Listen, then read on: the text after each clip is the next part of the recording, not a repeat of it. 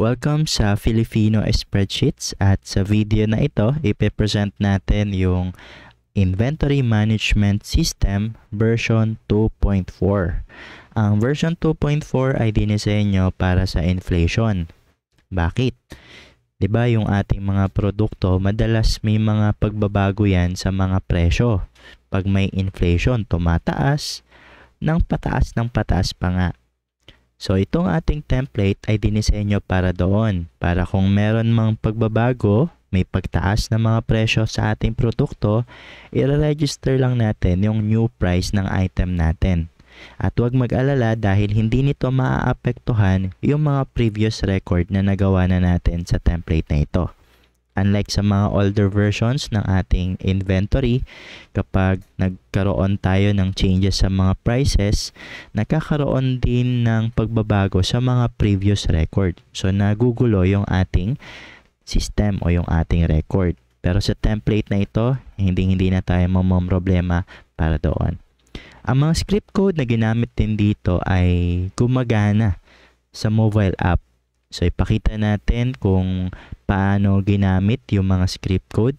And then, guarantee na gumagana siya sa mobile app dahil sinubukan ko rin siya bago natin i-release. Meron din itong different price category. Pwede kayong mag-register ng mga pang wholesale, pang online price, or pang discounted price. Meron din itong in-depth summary of sales and profit. May mga charts tayong nilagay. Meron din cash flow summary para mas ma-identify natin yung flow ng ating pera mula sa purchase, sales, return, pati na rin sa expenses. At meron din itong ready to print receipt. Ipakita natin sa template na yan kung paano yan gumagana. Okay, so ito yung ating actual template ng version 2.4. So sa items, kagaya ng ginagawa natin, lagi nating nire-register yung ating mga items pati una. So meron tong 2 description column, pwede nyo i-rename yan. Pwedeng brand, yung column 1, then unit naman, yung column number 2. Pwede rin kayo mag-insert ng image. Kung paano yan, punta lang kayo ng insert. Then, image, then insert image in a cell, i-upload nyo yung picture or i-paste nyo yung link ng picture. Sunod, register natin yung cost price. Ito naman yung price pag binibili natin kay supplier. Sunod dito yung ating wholesale price, online price, discounted price, or retail price. So, apat ito na pwede nating i-register yung ating item pag binibenta natin siya sa iba't ibang kategorya. Then, nalalaman din natin kung magkano yung average profit natin. Okay. So, sa inventory list naman, meron tayong stock manipulator. Kapag nag-add tayo ng value dito, nag-add siya sa available. Pero pag gusto nating i-deduct, lagyan lang natin ng negative. Negative 10. Yan, magdideduct na siya. Kung 10, mag-add siya. Okay. So, makikita natin dito yung purchase, yung sales, return, yung mga defective, at kung ilan yung available. Restock point. Ano ibig sabihin ng restock point? Kung ang item natin ay umabot na doon sa point o sa value na yon, mag-highlight siya. Ibig sabihin, kailangan mo na siyang bila ng another stocks. For example, ito, kapag ito ay umabot na sa 1, supposed to be, dapat mag-highlight siya. Ayan, mag-highlight siya dahil hint yan na kailangan mo ng bilan ng panibagong stock itong item list mo. Pag nilagay natin 10, tapos yung item natin nasa 20 pa lang, yan, malinis siya. Pero pag bumaba, halimbawa, naging na lang, 10, ayan, so bawasan pa natin ng isa, naging 10, nag-highlight na siya kasi umabot na siya sa restock point. Okay? So, alisin natin at kayo na bahala maglagay. So, yung mga may kulay na columns o cell sa kada column, ibig sabihin yan, may mga formula yan. At ayan, yung under ng mga kulay na header, may formula dito. Once naman na na-edit natin yan, nagbibigay naman siya ng warning, cancel lang naman natin. Makikita rin natin dito yung item summary. Makikita natin yung item list natin, kung magkano pa yung available stock cost niya. Yung total purchase, kumbaga kung nakailang purchase tong item na to, yun yung halaga nun. Kung nakailang sales, yun yung halaga nun. Yung return, yun yung halaga nun. Kung defective, yun yung halaga. Then yung profit, binase natin sa pagkuha natin sa quantity ng sales minus sa return. Ayan, minus sa return at defective. Then, times natin sa mismong profit. Ayan, kung magkano yung nabenta nating item, sa kada item, 'di ba, may profit tayo doon. So, doon natin binabasa yung ating item profit. Eh, ma-minus natin kapag may return or may defective. Okay, punta naman tayo sa purchase. Sa purchase, dito natin nare-record yung transaction natin kapag umu-order tayo ng mga supply or mga items kay supplier. So, paano siya gumagana? Paano natin nasabing working siya kapag may inflation? For example, naglagay muna tayo dito ng brand. Let's say brand A. Then, pinili natin anong brand. Yan. So, may choices yan. Pag pinalitan natin to ng brand B, magpapalit din ito. Ayan. Kanina A, B, ngayon C na. So, dependent drop-down selection din siya. So, let's say brand A, naging AB na. So, pag pinili ko si brand unit A, automatic may quantity 1 na lalabas dito at yung cost price niya, din yung total. Pag ginawa ko tong 5, yung ating total magiging 500 na. Okay, so paano kapag may price inflation? Halimbawa, agad-agad kahapon nagbago na si unit A. Instead of 100, naging 105 na. So punta tayo dito sa purchase. Hindi nagbago yung record niya. Nanatiling 105. In case man na umorder ulit kayo ng brand A, unit A ng isang peraso, iba na yung pressure niya. Pag 5 na to, iba na yung pressure niya. 525 na. Okay? So, ganun siya gumagana. And then, punta tayo dito sa sales. Sa sales, pwede nating ilagay yung transaction reference. Magagamit natin yung transaction reference kapag may mga return items. Para na-detect natin na doon sa in-order ng customer, pwede nating makuha yung mga item na sinusuole niya. Para legit at valid yung pag-return ng item natin. Then, lagay na din natin kung sino yung customer na yon, ano yung in-order niya. So, for example, meron tayo another transaction, let's say 1, 2, 3, 4. Transaction reference natin, si customer dyan. Umorder siya ng, let's say, brand A. Then, tayo natin, unit A. Ayan. So, lalabas dito automatically as price category, yung default ay yung retail price.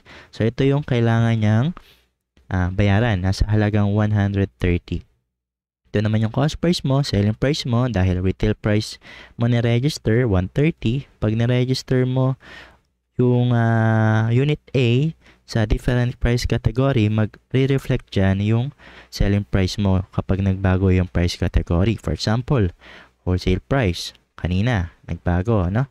Ayan. So, from 110, magiging 130. From 130, discounted price, magiging 125. From online price, 125, magiging 140. Yan, okay. So, balik tayo sa retail price. Then, pwede natin i-register kung anong payment method ang ginawa niya. Pwede nyong dagdagan yan.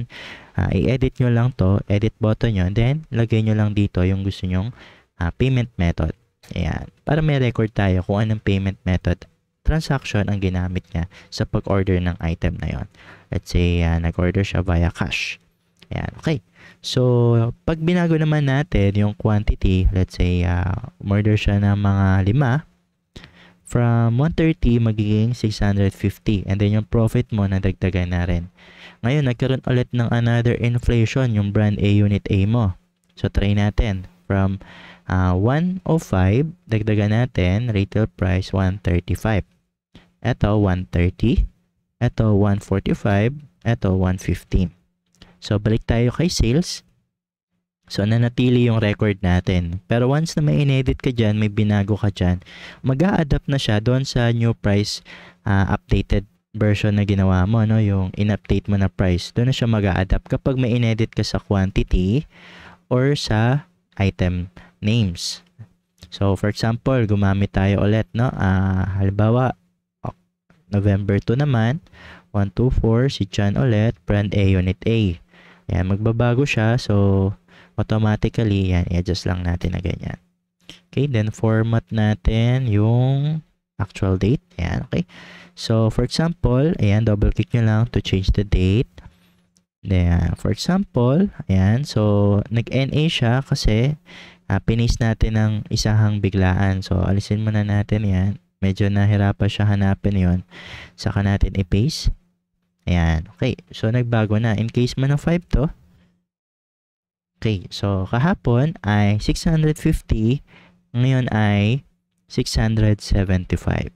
Ayan, so, yan yung ating example. Gawin natin tong 1, 2, 3, 5. Ayan. Okay. So, sa receipt, ilalagay mo lang dito kung ano yung transaction reference. Pipiliin mo lang. Then, automatically na dito, magkakawa siya ng ready to print receipt niya. For example, sample 1, 2, 3, 4. Ayan, nag-adjust siya. Ano yung payment method niya? Magkano yung discount na binigay mo kung meron man. Then, subtotal and then total. Dito makikita mo yung to description column with quantity. Then, kung magkano yung unit price na yon, then magkano in total. Sino yung customer, anong petsa. Then, pwede mo rin palitan to. Kung i-open mo yan, may makikita ka dito na thank you so much. Pwede mong palitan yan ng kahit anong gusto mo. Then, pagtapos ka na, pwede mo nang i-hide. Yan. Tapos, pwede mo na i-print. Punta ka lang doon sa print. Then, i-base mo lang sa paper size na actual or sa sakto doon sa papel mo. Let's say, statement. Ayan. So, pwede yan gumana. Kung meron kayong Bluetooth na printer, pwede yan mag-print. Kung i-connect nyo naman yung printer ninyo, yung thermal printer ninyo, yung pang-resibo talaga sa inyong computer, sa laptop, then ipiprint ito as PDF. Minsan nag-work yan. Working yan na confirm ko rin sa ibang customer or sa ibang client na nag-avail ng ilan sa mga template natin. Okay, so meron din tayong return. Dito naman natin ilalagay yung mga return items. For example, anong reference transaction yung magre-return sa'yo ng item. Let's say si sample 1, 2, 3, 4. Si customer Oli yun. Then anong brand yung gusto niyang i-return. So ang mga naka-register sa sample 1, 2, 4 ay brand B lamang. Ayan. Okay. So, tingnan natin kung si unit C yun. Okay. Kasi kapag brand B, so, pag ni-unit din natin, tingnan natin kung meron din. Sales, unit T. 1, 2, 3, 4. Ayan. Meron din, unit T. Ayan. Okay. So, nag-reflect din siya. Oops. Sorry. May napindot tayong unwanted apps. Okay. So, ayan. So, yan na yung ating return item. So, pag ginawa natin tong ilan ba yung binili niya? So, i-base natin, no? Ayan, 10. So, halimbawa, ginawa ko tong 2. Ayan, mag-a-adjust din siya. Ayan, brand B, unit T. Pagpunta natin sa items, meron tayo doong return items na 2 kay brand B, unit T. So, 2 return. So, pag return, tatanungin natin kung ang item ba na yon ay nireturn niya sa anong dahilan. Pwedeng hindi niya nag-change of mind siya or okay naman yung item pero pinalitan yung item. So, hindi natin siya i-check as defective. Pero pag sinuuli, yung item natin tapos sira naman, defective, so hindi na magagamit, kailangan na nating itapon, check nyo lang yung box na yan. Ibig sabihin na sayang yung 2 items natin na sana ay naibenta natin ng maayos. Pero ang nakalagay dito, dahil defective siya, hindi na siya magiging available. Yan, kasi mapupunta na siya sa defective. May purchase tayo na 10, may sales tayo na 10, kaya lang, doon sa sales natin na 10, may sinoleng 2 na defective. At makaka-minus yan doon sa ating actual profit. Okay. So, ganyan siya gumagana. Dito naman tayo sa expenses. Meron na rin tayong mini chart dito, mini pie chart para makita natin kung saan or anong malaking porsyento ng ating expenses na pupunta yung ating mga ginagastos. So, for example, meron tayong nilagay dito with different dates, hindi natin in-auto date kasi minsan may mga expenses na nilalagay tayo na lumipas na yung ilang mahabang araw. So, ilalagay natin dyan.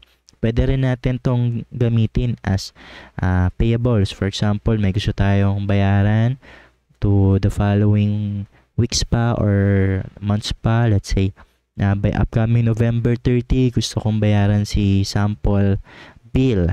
Ayan, sa halagang 1,000. Ayan, pwede nyong gawin yan. Para automatic na yung amount na yon ay mara-register na as expenses. Ayan, pwede rin naman yan. Then, cash flow. Ayan, so sa cash flow natin, meron tayo ditong purchase. Ayan, so mina-minus yan sa ating cash flow. Pero pag may sales tayo, nag-add yan. Sa expenses, yan, nara-register dito. Minus din yan sa ating actual income. Then sa return, nagma-minus din. So, yung sales natin on the day of October 31 is 4,200 minus yung gastos natin, yung capital natin na 2,100. Ang naging balance natin na pera nun ay 1,850. Kinabukasan, November 1, nag-purchase tayo ng 3,525. Kumita tayo ng 3,375. May nabawas na expenses na 130 at may sinoleng 600. Kaya ang naging cash flow natin as of day ay 970. Okay, so ganun siya gumagana. Nakikita rin yung record nyo every day. Every day na may mga transaction, kung magkano yung naging actual balance nyo that day, nagre-reflect din dito. Meron din tayong monthly chart.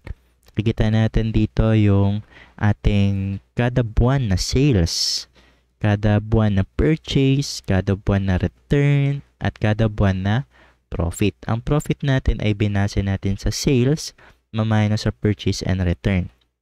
So, for the whole year na yan, every month. Dito naman, sa gilid, makikita natin yung pang-weekly sales and purchase, return, and profit. Meron din tayo makikita dito na type year. Ta-type natin kung anong year na. Para kung 2024 na, magagamit mo pa rin yung template. Select mo lang tong buwan, kung anong buwan yung gusto mong ma-filter. Then, start date. Halimbawa, gusto mong mag-start yung weekly sales mo ng Monday. So, select mo yung 2. Ibig sabihin ng 2 ay Monday. Ayan. So, Monday siya mag-start. Kung gusto mo naman mag-start ng Friday, 7 pindutin mo. Mag-start siya ng 6 pala. Yan, 6, mag-start siya ng Friday. Kung gusto mo ay mag-start ng Saturday, yan, 7 naman yung pipiliin mo. Okay? So, nag-a-adjust siya, nagbabago siya. So, wala pa tayong November. Nung start nung November 4. So, gawin natin ay start tayo ng, let's say, 1. Yan, pasok siya sa November 1. Ito yung ating naging sales to profit natin mula October 29 to November 4 na nag-i-start sa Sunday. Ayan. Then, meron din tayong chart dyan, line chart, kung saan mas ma-identify natin kung ano nangyayari sa flow ng ating sales. Tumataas ba, bumababa ba, ganun din sa monthly summary. Yung profit natin, kumusta, nagne-negative ba? Kapag nag-under yan, ibig sabihin nag-negative yan. Yan. So, negative pa yan kasi hindi pa naman kompleto yung records natin. Okay, so sa summary, ito makikita natin sa taas yung overall summary. Ito yung tatlong mahalagang tinatrack natin, yung purchase, sales, and profit natin. Pero ito naman yung mga nagbabawas ng ating profit, yung returns at mga expenses. And then yung net sales, sales minus mga deductions and profit minus deductions. Kung gusto mo naman ma-filter yan based sa date range na ibibigay mo, select mo lang yung date kung kailan mag-start at yung end date. Kung gusto mo 1 year, start ka ng January 1 to December 31. Kung gusto mo 1 month, January 1 to January 31. Kung gusto mo ng 1 day, January 1, then end date mo, January 1 din. So, ganun pwede mong i-filter. And then, magbe-base lahat ng record dito based sa date range na binigay mo. Then, sa baba, kung ano yung mga report na yon. For example, filter summary ng purchase. Yan, lahat yan magre-reflect dyan. Ng sales, magre-reflect din dito. Ng summary, ng return, magre-reflect din dito. Pati na yung summary ng expenses. Pwede mo rin yan i-print. For example, gusto mo i-print yung filter summary ng purchase. Select mo lang yan. Then, punta ka sa print. Then, piliin mo print option yung selected cells. Then, i-base mo sa gusto mong paper size or other, let's say, other format. Ayan. So, pwede mong ma-filter yan. Kung gusto mo naman yung sales, highlight mo muna tong sales, then select mo yan, then print mo to, then print as selected cells. Ayan. Tapos, pwede mong ibagay sa gusto mong format. Ayan. For example, yan. So, kung gusto mong palakihan pa yan, pwede mong i-adjust sa paper na available lang meron ka. Ayan. Fit to page. Ayan. Para pag pinrint, madali rin siya makita.